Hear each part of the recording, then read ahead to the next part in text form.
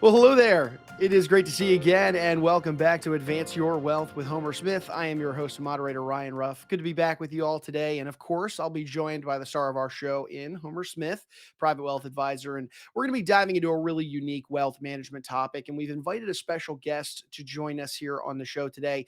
And before we bring that guest on and say hi to Homer, I want to frame up today's conversation by sharing with you a little bit about our guest's bio, and then, of course, how that's going to work into today's discussion. So today's guest that's joining us is Mr. Adam BUtler, and Adam is the Chief Investment Officer of Resolve Asset Management Global, and he brings about 15 years worth of experience in investment management, including 12 years as a portfolio manager. And Adam also holds both the CFA as well as the CAIA charters. Now, Adam is primarily responsible in his role for research efforts that are related to the management of different investment portfolios. And why I bring this all up today is that we're, yes, going to be diving into an investment heavy conversation today, but in particular, that is, we're going to be diving into where AI, we've heard so much conversation in the last year and change about how AI is changing so much of what we do in the world. Well, today we're taking a look at how it can kind of leave its mark on the investment management side of things. So first, let's go ahead and say hi to Homer before we bring Adam out here. Homer, it is good to see you today. How you doing, sir? Hey, Ryan, good to see you as well. I'm doing well. Excited for this conversation. A little different, while it's going to be, we'll definitely throw some investment themes into it. Really, it's we're going to make it pretty wide ranging and conversational just around, what should people be thinking about in their day-to-day lives, but also from a business owner perspective too. How should you be, taking advantage of and or thinking about the implications of how people might be using these tools going forward as well. So excited for the conversation. Yeah, a lot of good stuff to get into. Homer, why don't we start kind of from a high level? How did you get to know Adam and kind of bring him into your professional and personal circle? Where did that begin? And then, of course, we'll dive into the AI related conversation afterwards. Yeah, I met Adam and his team at Resolve a few years ago as we were working on our overall all-weather approach to investing, and Resolve and their team do a great job of research and analysis on that whole world, and that's how we got to know them. And then Adam listened to one of his podcasts recently where he focused on this and some of the rabbit hole he's been going down, and this would be a really great conversation to bring to our audience as well. So that's how this came about. Awesome. Well, thanks, Homer. With that, let's go ahead and bring Adam on and open up today's discussion. Adam, it's good to see you. Welcome aboard. Yeah, thanks for having me. I'm excited to chat about this. It's been a real focus of mine for the past 2 or 3 months. So much to say. So, yeah, let's do it. All right, Adam. Well, I'm assuming when this year started, you didn't think you'd be kind of the guest expert on financial podcasts for artificial intelligence, AI, and all that. But obviously, know you well through the Resolve relationship, and then I was listening to the RCM podcast that you were on with Taylor from Mutiny, and the rabbit hole you've gone down in the last few months with this. And I was like, I'm just barely scratching the surface myself with using some of the tools, and I'm trying to encourage our team to use them and take advantage of them. And I was like, yeah, this would be a perfect conversation, not only for, my own interest in what we should be doing as a wealth management firm, but, most of our clients are business owners, and they're going to see either some level of disruption or some ability to take advantage of these tools. And this would be just a great conversation to have on, number one, just some base education. What do all these terms mean? Chat GPT, AI, machine learning. Well, how does all that fit in? And then, yeah, let's talk about just some ways people should be taking advantage of this, and what are some maybe the risks and concerns that people might be having. So I know it's pretty wide ranging, but I'll give you a chance, to do a little bit deeper too. Kind of how you got into this world, and then ultimately how you chose to go down the rabbit hole on AI a few months ago. Sure. So as you know, Resolve is primarily a systematic global macro firm. So we do have strategies that are a little bit more strategic asset allocation in the flavor of the kind of all-weather models that you and we have discussed at length. And then we also run more sophisticated, more active, systematic models based on trend and carry and seasonality and relative value and other sources of information that sort of guide whether we're going to be long or short in a wide variety of different asset classes. So, my role is partly kind of to guide the research process, partly to get my hands dirty and do research from time to time. So I do have a background in programming and have obviously needed to get up to speed in best practices and all the best tools for machine learning and applied statistics that have been made available over the last decade, especially. Yeah. And I also am in charge of needing to be looking a little bit over the horizon at what's coming, both in terms of forming potential investment theses. Are there new markets or instruments, et cetera, that we should be focused on?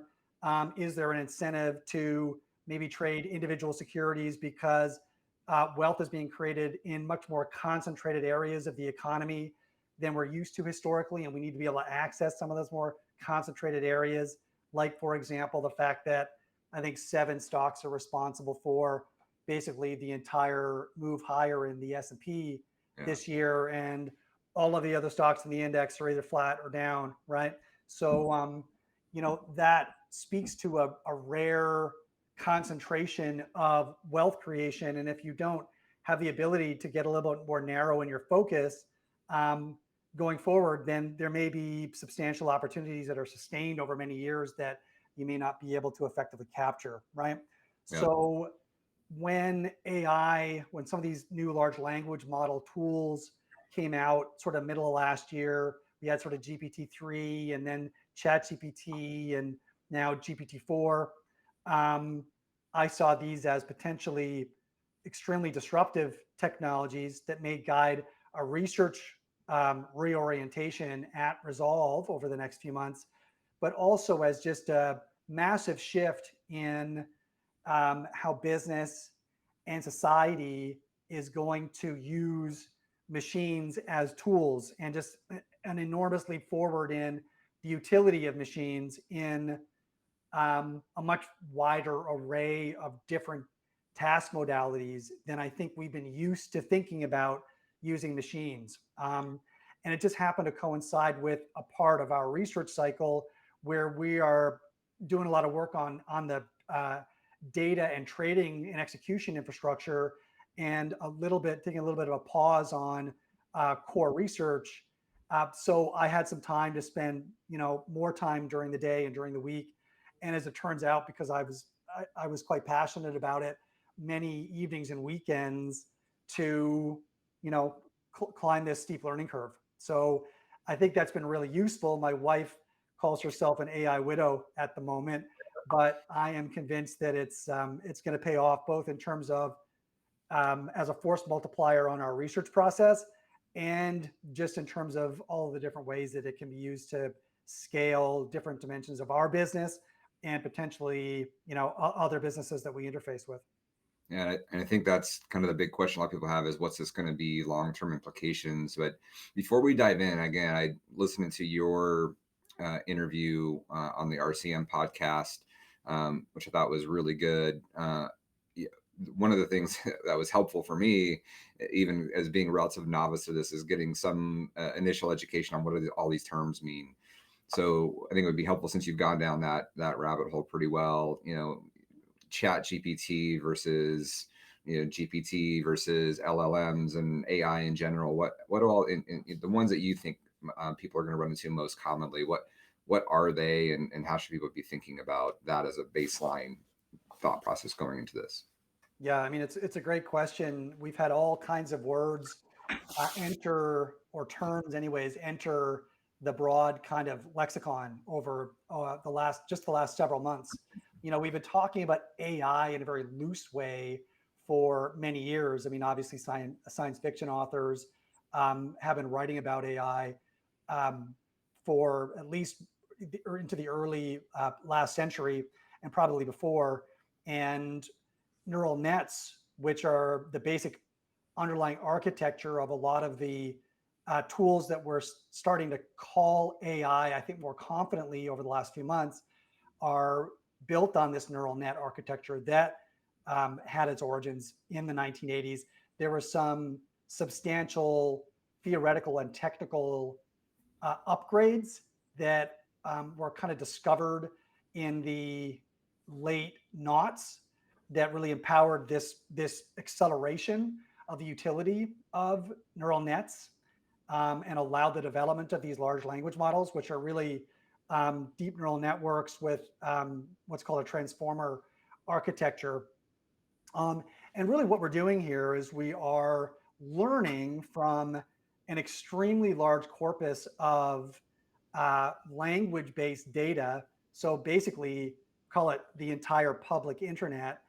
And this neural network transformer architecture is able to learn the deep semantic and syntactic structures that underlie language, the rules of language that give it meaning and structure, that allow us to have an agreed upon format for communication. And in the process of learning these deep structures about language, it also seems like these language models learned about the deep structures of a lot of the content that is discussed using language, right? In technical white papers, in tutorials on subjects that are published on the web, in textbooks, et cetera, that it digested. And what we're seeing is that these the largest of the large language models, like GPT-4, for example, from OpenAI, seems to exhibit a strange amount of embedded high level cognition. And if it's not understanding in a sort of pure sense, it resembles understanding in its ability to synthesize and summarize and innovate, create new versions of the things that it learned about on the web in the form of new proteins, new chemicals, new fundamental materials, new fundamental theorems. And this is, I think, was largely unexpected from the training model that the obviously technical people that trained these models. It went way beyond what they expected, I think. And we continue to discover new modalities of expertise and emergent properties from these models that were entirely unexpected even a year or two ago. I think a lot of people listening to that, I think that, hear a lot of very technical science-based uses and discoveries out of it. And they're like, okay, that makes sense. But how is this applying to me? How can I use this? Or where is it going to get the most, at least current form, benefits from an everyday person or a business owner, CEO?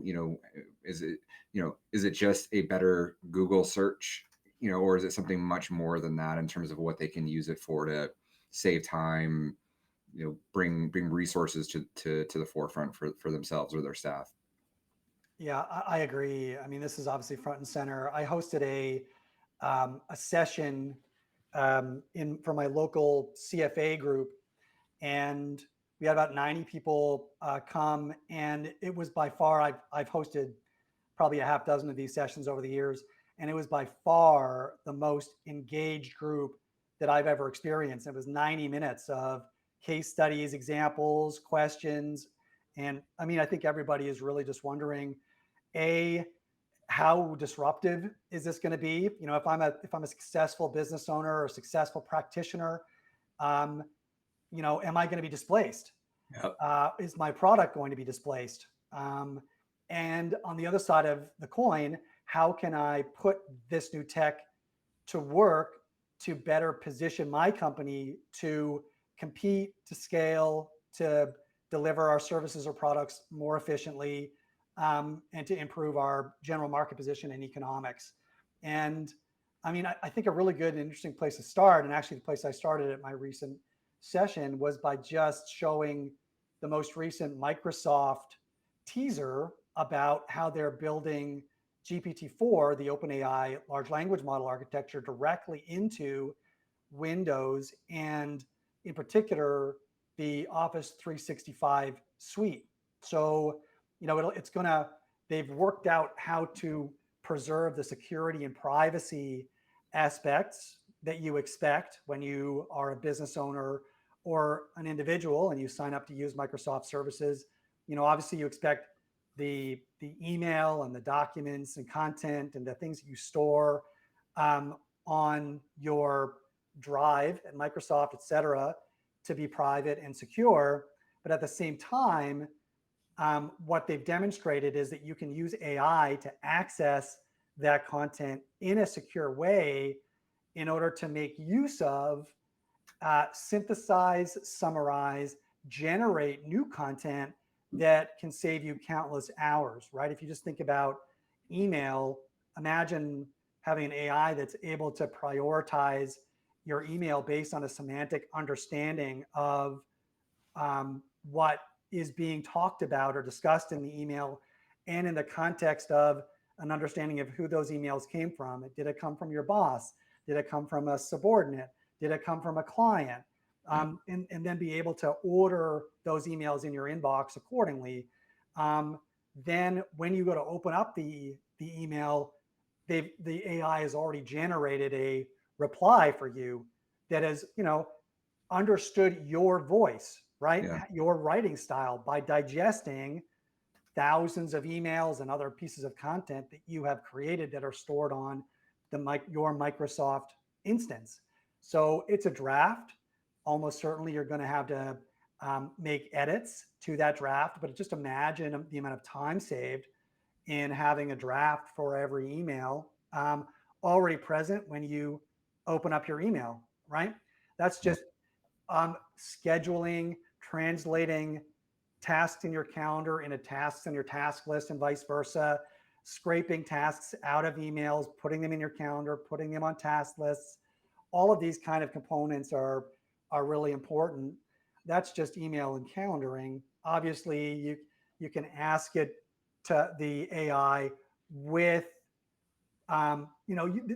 these tasks require a bit of learning and practice, but when you get reasonably skilled at this, which, to get decent at it is a few hours work, it can generate highly technical or highly comprehensive documents in Word for you. It can fully act as a copy editor for entire documents or sections or paragraphs.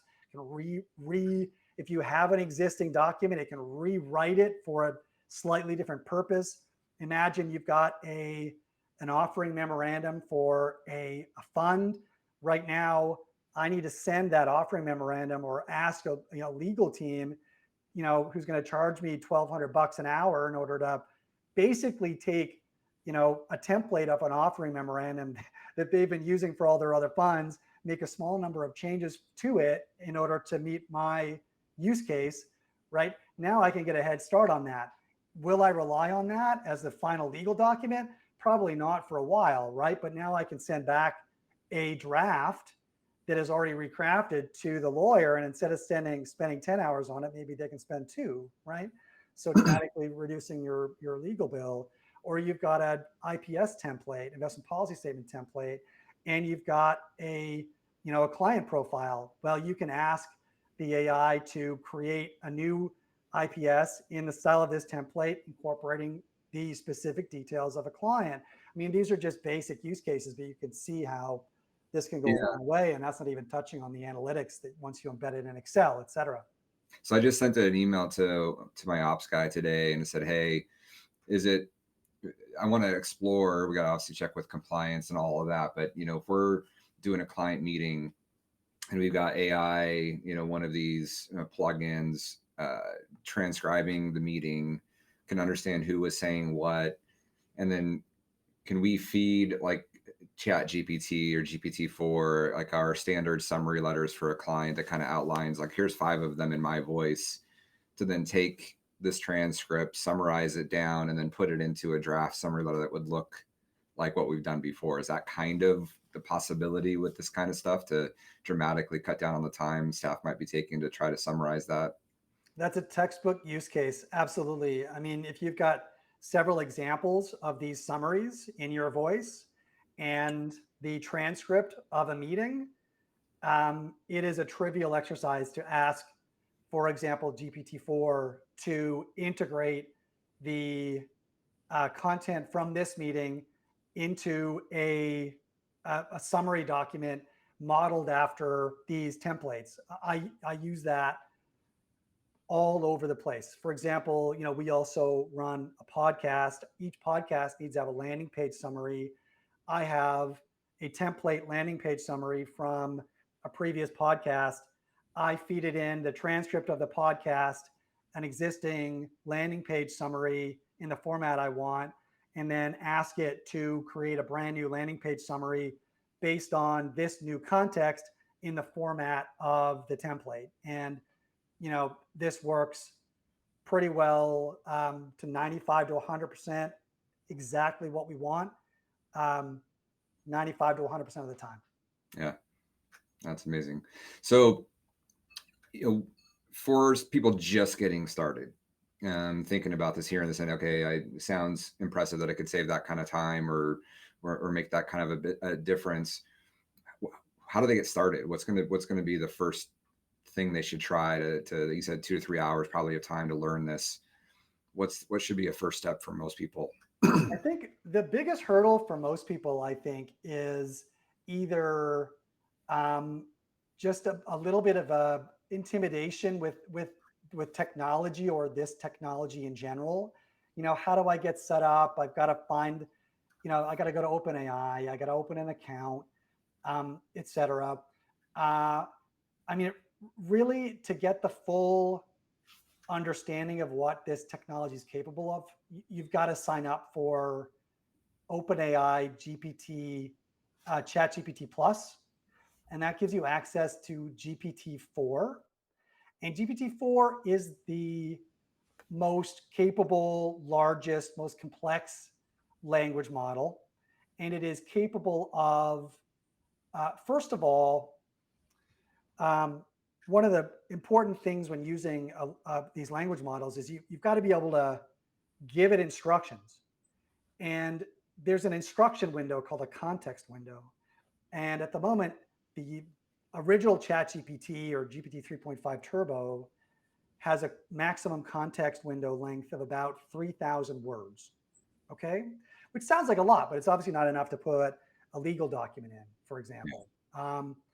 The GPT-4 has a context window length of about 6,000 words. So that gives you a lot more capability.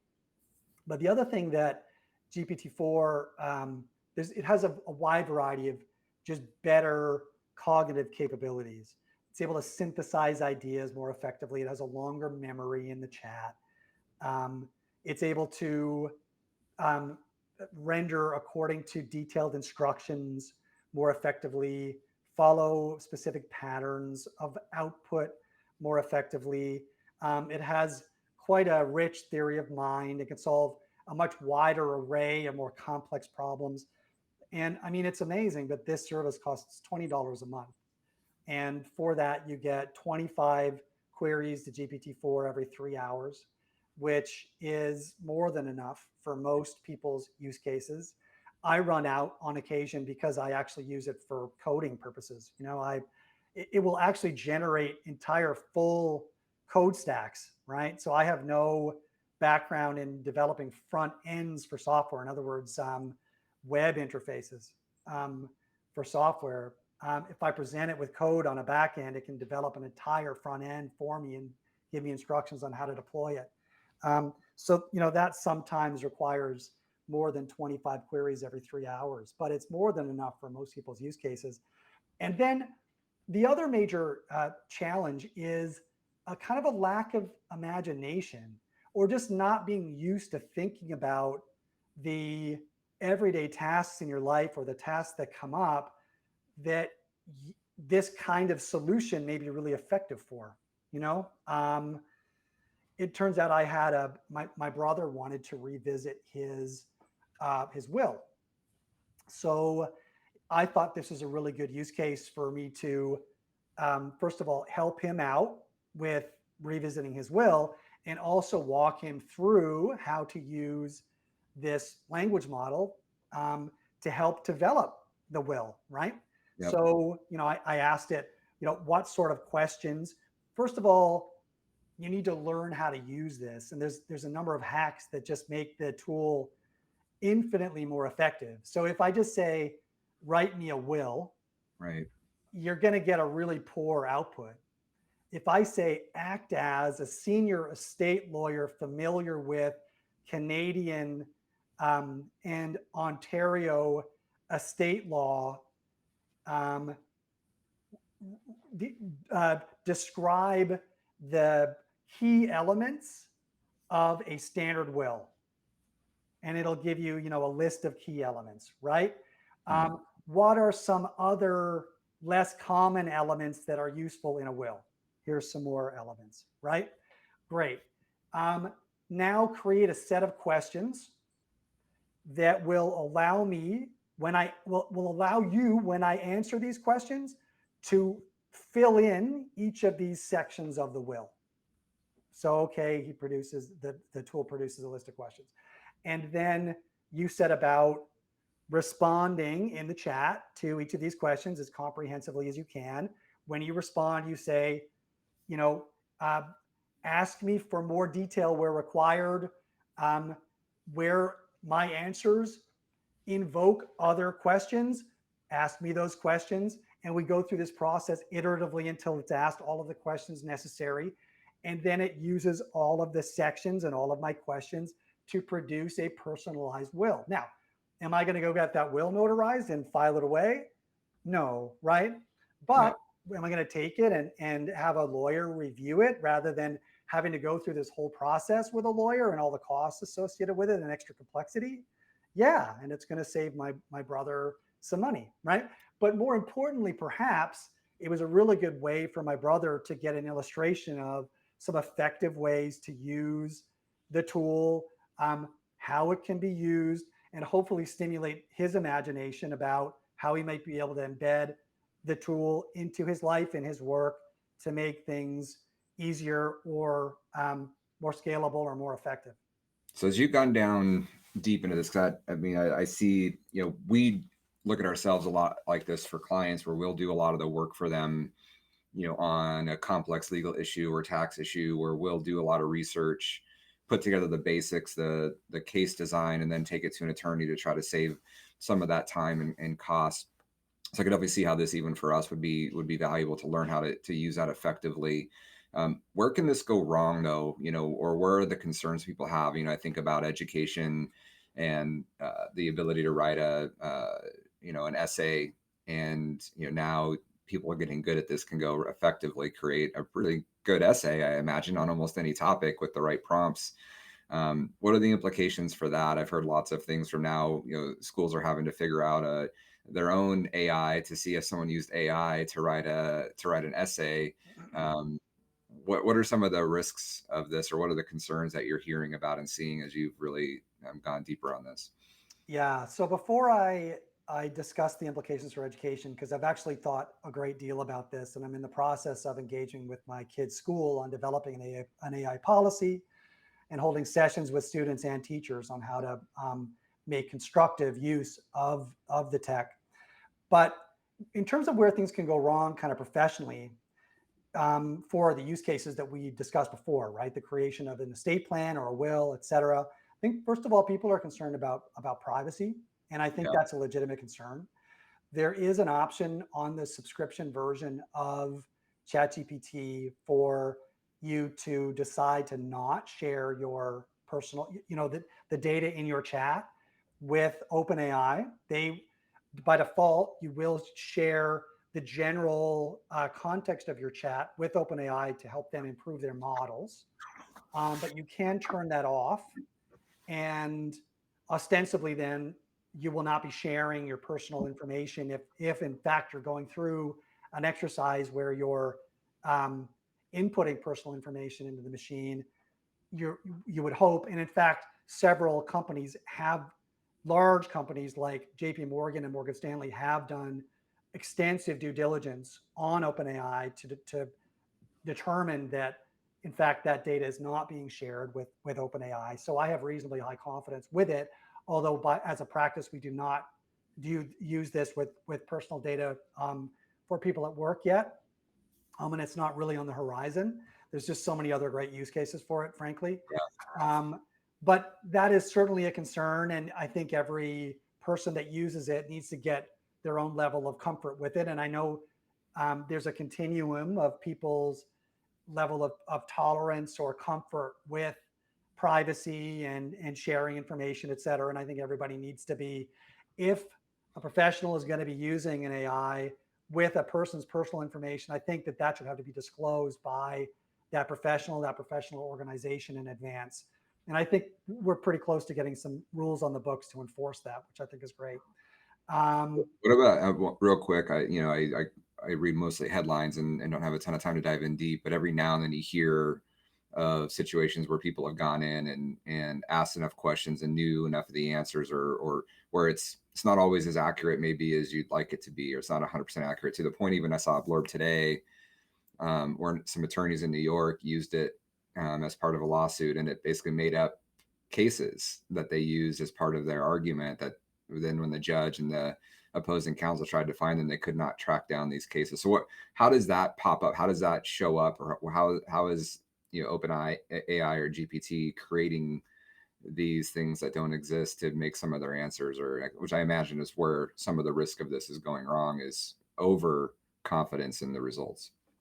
Great, great topic. There are first of all, there's some techniques you can use when interacting with these language models that dramatically reduce the probability that they're going to hallucinate, which is sort of Right. the technical It's term for what yeah. this is.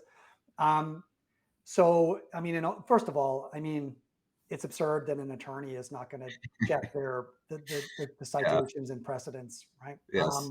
Agreed. But and it's strange because GPT-4, when I first started to use it, you used to be able to prompt the chat interface to include citations or sources in when it produced its output. And with the Chat GPT interface, it no longer is doing that. And I think OpenAI actually has on the back end substantially altered and perhaps truncated some of the capabilities of GPT-4 with the chat interface, because it does seem to have fewer capabilities and be capable of less sophisticated theory of mind and synthesis type work than it was when I first started using it, even 5 or 6 weeks ago. You can also get access to GPT-4 through a software access point, I'll call it an API, and I haven't noticed the same degradation there. So you can ask it for sources. So when it makes assertions, you can say specifically, cite your sources with links, Yep. and it will produce those sources. And you can say, do not hallucinate. If you don't know, and if you can't find a source for the answer, just say you don't know and do not hallucinate. And Yeah. that eliminates sort of 90% of these kind of hallucinations. But even then, of course, you should go through and you should click on all the citations, and you should ensure that all of the assertions that are made in the text by the LLM have a commensurate citation, right? Like, it doesn't obviate the responsibility and liability of a professional that's using this tool to aid him or her in their job capacity, right? It's a phenomenal tool. It's, call it version 2 of this tool. It's substantially handicapped if you're just using the plain vanilla GPT-4 model, because it hasn't been trained on any private data, right? So where, there are private companies that own 90% of all the documents associated with US case law. So it's only been trained on a small fraction of the available information. It's only been trained on a small fraction of available medical documents, or, fortunately, most pure science documents are located on archive or SSRN or in public repositories. So it tends to have a higher level of expertise in most pure sciences.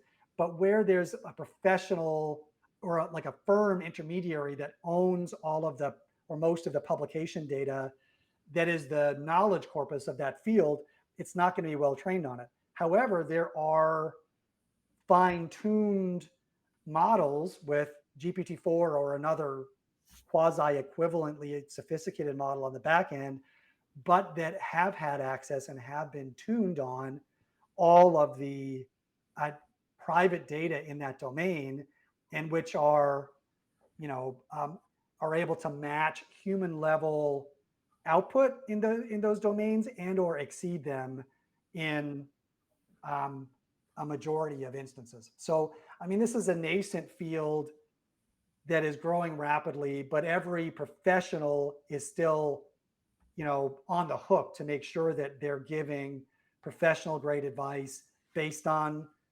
legitimate research or precedents or what have you, and signing off on the fact that they've reviewed it and that they acknowledge that it's correct and And I accurate. think it was in your podcast on the RCM. I believe it was that one where you guys did, because of the risk people think about is, okay, is my job going to go away? And, is there going to be an attorney and a CPA, a wealth manager, those things? And I believe it might've been you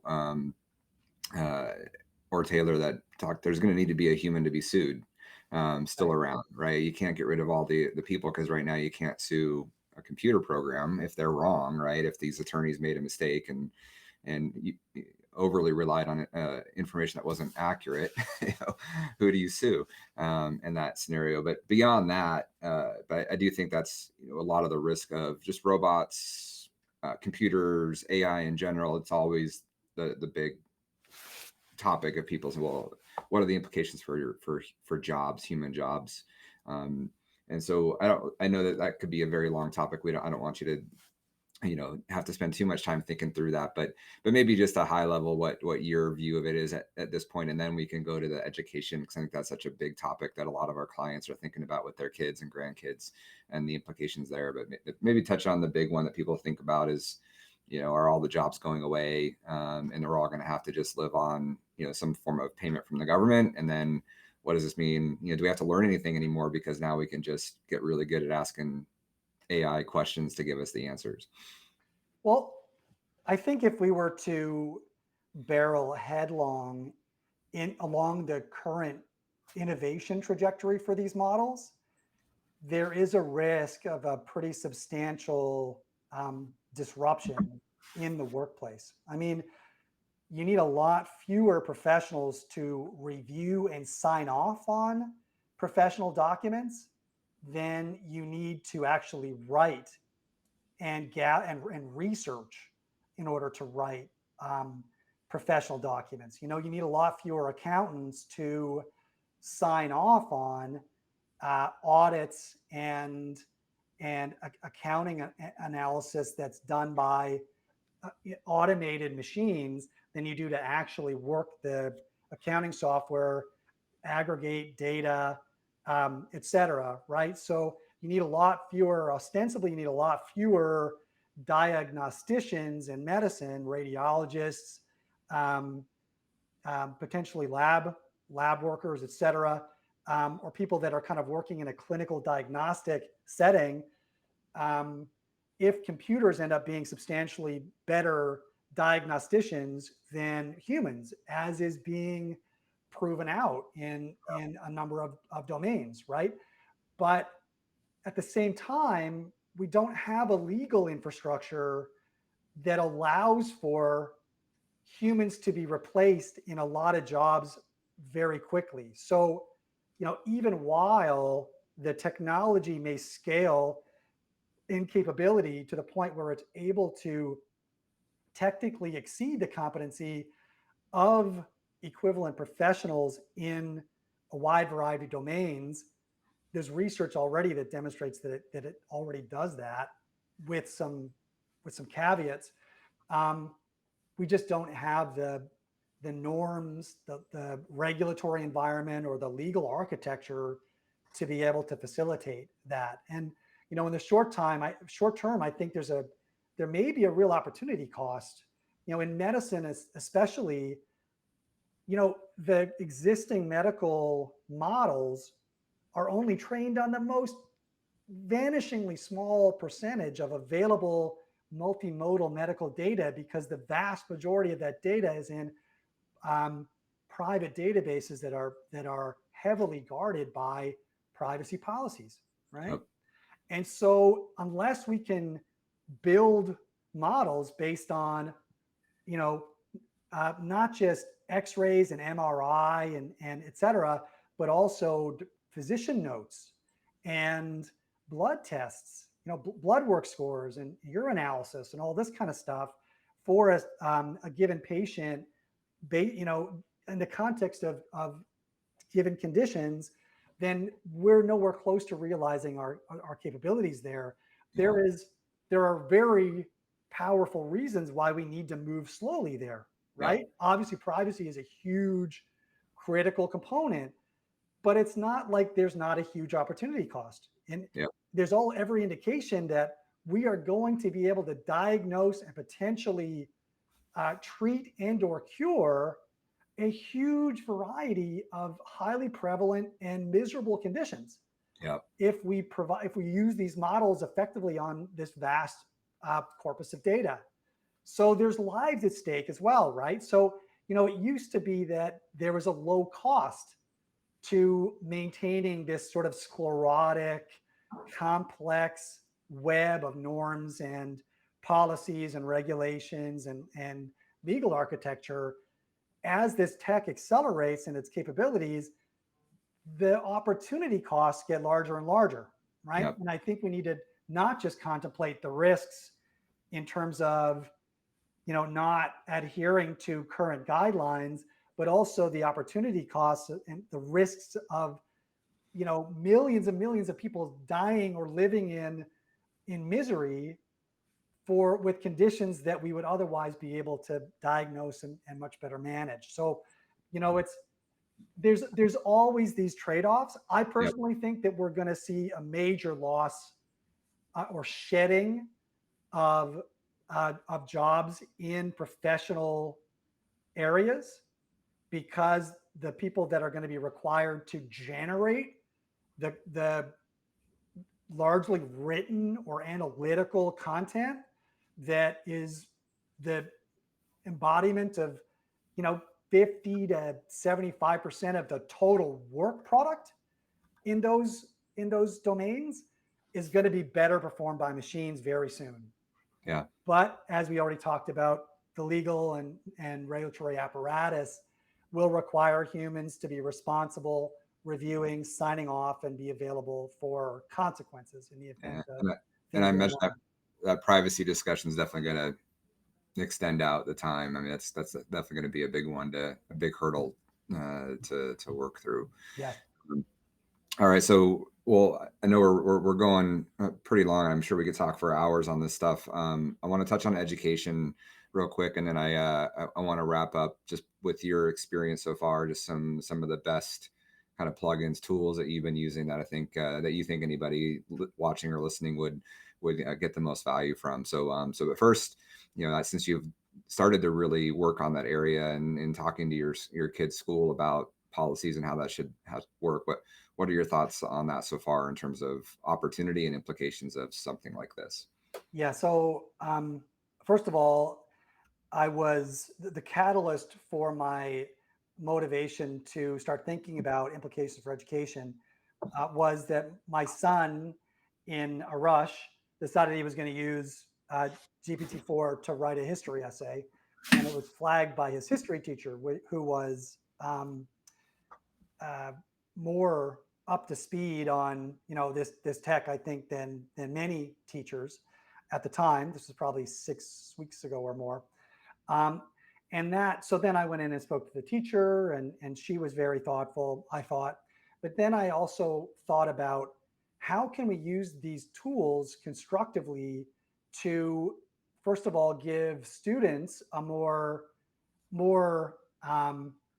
regular and constructive feedback on their work product without telling them the answers. And then also to help guide and structure student thinking for a wide variety of at the moment, primarily kind of written report style subjects, right? So thinking English literature or history, psychology, sociology, that kind of stuff, right? So I first built an app where a student guides the language model by entering his grade or her grade, the subject, so call it grade 10 English literature, the instructions, so write a thesis-driven essay about, with references from the text, whatever, the actual prompt. So describe Macbeth's descent into madness, etc. And then the rubric, right? So what are the set of criteria that the student is going to be marked against in order to get an A? And then the student has to upload their draft, right? Their first draft. And the output of the tool is a set of questions in Socratic format that guide the student to inquire of their own first draft, what very specific elements of my draft with reference to the subject matter can they improve in order to improve the score, right? So in this paragraph, you describe, you make a thesis statement and you describe a couple of the major points from your body paragraphs. Are there any other points in your body paragraphs that you missed and that you should add here? In body paragraph 1, you describe sequential, symbolism that Shakespeare used. You cite 2 examples. Is there another example? Right? Yeah. Like just so very specific to both the assignment and the subject matter and the rubric and the grade level to guide the student to, do his or her own work. But if they do their own work and answer these guided questions and produce a new version or a new draft, it is better positioned to deliver an A+, right? So the idea is to not to take away teaching kids how to learn, right? I think that's the risk is, if we make it too easy on kids to get the answer, how do they actually learn how to solve problems anymore? If it's just learning how to prompt a tool, which, there's value in that. But I think that's probably the biggest concern I would have with it. Yeah, I think the goal is to help. I mean, what kind of skills are going to be most useful in the future? I think actually at the current moment, that's an extraordinarily hard question to answer. I have 3 children. I have a daughter who's going into engineering because it's sort of general critical thinking and problem solving. I don't expect her to be a chemical engineer necessarily. She might be, but really I just want somebody who's extremely well practiced at critical thinking in a variety of different technical domains. But I think this sort of critical thinking and critical analysis are broadly going to be very useful skills going forward. And so, teaching kids to think systematically, think critically, and provide some structure to how you think critically in different subject areas. When you think about the process of teaching, a student submits a draft, or a teacher discusses a subject with his or her class, and then they provide instructions and a rubric, and they guide the student on writing their first draft, and then presumably the teacher reviews the draft and gives the student feedback. The feedback's not include this example, whatever. It is asking questions so that the student will themselves go back to the work, think critically in order to flesh out their report to get it to an A+ level. But the reality is that the teacher has a limited amount of time to do that. If we could create a teaching assistant that allows the teacher to spend a lot more time for lesson planning about how to, discuss the topic and make the classroom experience more engaging and useful, rather than spending their time, marking and giving feedback on essays, maybe that's a better use of their time and a great way to pair this new tech with the unique qualities of real live teachers to make the entire learning experience more effective. I think that's great. Again, I think education is probably another topic we could go on probably for hours on, and opportunity and risk. But as we wrap up for today, because of, again, the experience you've had, and I think it's very applicable to obviously what I'm doing. And we didn't really even get into, the implications for the investment world. I think that, again, there's so much. I think it was JP Morgan that filed a patent for an index GPT title for a investment solution that they're going to be utilizing. So I think, again, we could probably spend hours on the implications there, but and maybe we'll have to come back around again in the next couple of months and do an updated show just on the investment world. But before we wrap up today, just given your 6-7 weeks of deep dive on this, what are some of the if someone wants to get started, other than buying the subscription for Chat GPT or GPT-4 and starting to just learn the process, what are some of the best tools and add plugins that you've been using that have been the most valuable or the most interesting that you've discovered in the last 6-7 weeks? Right. So, keep in mind, a lot of my use cases are, either A, oriented around how to kind of scale my own business, or B, how to improve or scale our analytical capabilities, right? The new code interpreter from OpenAI is effectively a way to write and execute code for analysis by using plain language. So, you don't need to be a data scientist. You don't need to be a programmer.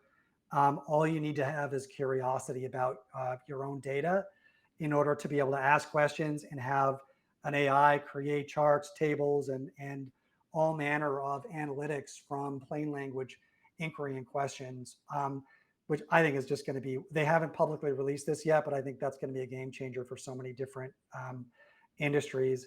Another really important use case is being able to query your own data, right? So internally, we obviously we have a bunch of compliance documents. We host our own podcast. We've got hundreds of podcast transcripts. We've written, as you know, a pile of different white papers.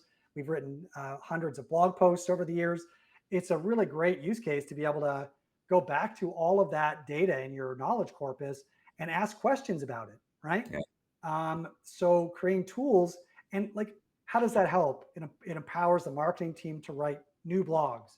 It empowers the sales team to be able to answer specific questions about our products or concepts that we talk about in podcasts or in white papers without having to write those complete answers out themselves. It helps our compliance team to fill out due diligence questionnaires or regulatory questionnaires, et cetera, right? So just querying over your own data. Yeah. There's Chat PDF is a popular plugin for Chat GPT that is really useful. Wolfram Alpha also is a plugin for Chat GPT. So, one thing the language models are not currently experts at are symbolic math problems or complex kind of math problems. They're decent at addition, subtraction. Once you get into multiplication or division or anything that requires the associative property or any more complex symbolic reasoning, it's not well suited to that. But what it can do is realize this question requires symbolic reasoning. So I'm now going to formulate a query to Wolfram Alpha that specializes in symbolic math and symbolic reasoning, and have Wolfram Alpha produce an answer, which it will then send back to me, and I will translate that answer in math form to written English to explain what that answer is, right? So here's the actual math output, and here's what it means in the context of your question, right? Yeah. So that's it. Any sort of summary, synthesis, or lookup task are perfect templates for where you might just start to get familiar with the power of the technology. It'll book your restaurant for you on OpenTable as well. It'll find a rental unit for you in Dallas. It can do all kinds of things. It really just go into the plugins, and if you have a use case, I'm going to Portugal this summer. It helped to guide here's here's 3 potential travel plans for you. Here are some Airbnbs that you might want to consider staying in along the way that are in the price range and that have 4 bedrooms and 2 bathrooms, et cetera. Right. So, I mean, the use cases here are limited really by your imagination. I love it. All right. Well, I'm going to wrap us up there. 'Cause I think, again, it's just so much to take in initially. But Adam, I really appreciate your time. This has been, as I'm just sitting here listening to you, I'm thinking up 10, 15 ideas on my own of just how we could use it, not only for myself personally and our family, but for our clients. And one thing when I tell young advisors and our team coming in is, one of the things I was good at for clients, I was just a better Googler than them. And that's a lot of our value, is just being able to understand how to ask the right questions in Google. And it sounds like this could be similar, where a lot of our value initially can be, we're just better at understanding the prompts and getting to the answers quicker to bring value to clients and others that we might be using this for as well. So it's looking forward to spending some more time on this, and appreciate you pushing me to think more creatively about it ourselves and how we're going to use it. So thank you for your time. Absolute pleasure. As you can tell, it's become a real passion of mine, and happy to chat about it anytime. All right. Thanks, Adam. Really appreciate it. You too. All righty, beautiful. Appreciate you both, gentlemen. Yeah, really a nice deep dive here today into it. And yeah, Adam, I think it would take a series of episodes to really get granular on just about everything that I know you want to share with AI, and everything that we should be up to date on, because it's changing each day, each month, and of course the years to come. But I appreciate you both, and we'll go ahead and let you guys get back to doing what you do best, and that's serving clients. But most importantly, we want to say one final thank you to our audience for stopping by and being with us on the show today. If you did take anything away from today's discussion, you benefited from it in any way, shape, or form, well, then make sure you hit that subscribe button then on whichever platform you checked us out on today. That way you never miss out on a future episode where Homer and I sit down, dive into another wealth management topic. Maybe we've got a great guest on, just like Adam here today, and vet these wealth management topics and strategies so that you and yours can come out better for it on the other end. Before Homer and Adam, I'm Ryan. We're going to go ahead and say so long today, but we appreciate you stopping by and being with us on Advance Your Wealth.